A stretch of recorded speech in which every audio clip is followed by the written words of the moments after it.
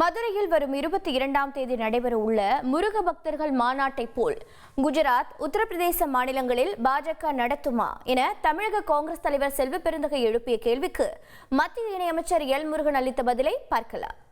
முருகன் மாநாடு மதுரையில் நடத்துகிறாங்க. நான் கேட்குறேன், மதுரையில் அமித்ஷா நடத்துகிறாரு, குஜராத்தில் நடத்துவாரா முருகன் மாநாடை? குஜராத் மக்கள்கிட்ட போய் முருகர் என்ற ஒரு கடவுள் இருக்காருன்னு சொல்லுவாரா? உத்தரப்பிரதேசத்தில் முருகர் மாநாடு நடத்த முடியுமா பாஜகவால்? அங்கே போய் அவர் தமிழுக்கு மட்டும்தான் கடவுளா? வட மாநிலங்களுக்கு கடவுள் இல்லை, வட மாநிலங்களுக்கு கடவுள் இல்லையா? விநாயகர் எங்களுக்கு கடவுள், முருகர் கடவுள், எல்லாரையும் கடவுள். நான் இந்து, நான் எல்லா கடவுளையும் ஏற்றுக்கொள்ளுகிறேன். இவன் ராமரையும் நாங்கள் ஏற்றுக்கொள்ளுகிறோன்னு வச்சுக்கோங்க. அப்போ நீங்கள் முருகரை குஜராத்தில் ஏற்றுக்க மாட்டீங்களா? உத்தரப்பிரதேசத்தில் ஏற்றுக்க மாட்டீங்களா?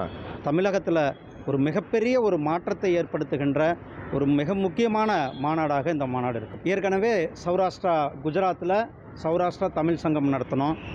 வாரணாசியில் காசி தமிழ் சங்கம் நடத்திட்டு இருக்கோம். ஒவ்வொரு வருஷமும் நடத்துகிறோம். ஏதோ ஒரு வருஷம் நடத்திட்டு ஒரு வருஷம் விடலை. ஒவ்வொரு வருஷம் கூட காசி தமிழ் சங்கத்துக்கெல்லாம் உங்களுக்கு தெரியுமான்னு தெரியல. இதெல்லாம் போய் பார்த்துட்டு வந்தாங்கன்னா தெரியும். காசி தமிழ் சங்கத்துக்கு நான் இவங்களுக்கெல்லாம் அழைப்பு விட வைக்கிறேன். இவங்க எல்லாம் ஒவ்வொரு வருஷமும் நடக்கிற காசி தமிழ் சங்கத்துக்கு பாருங்கள்.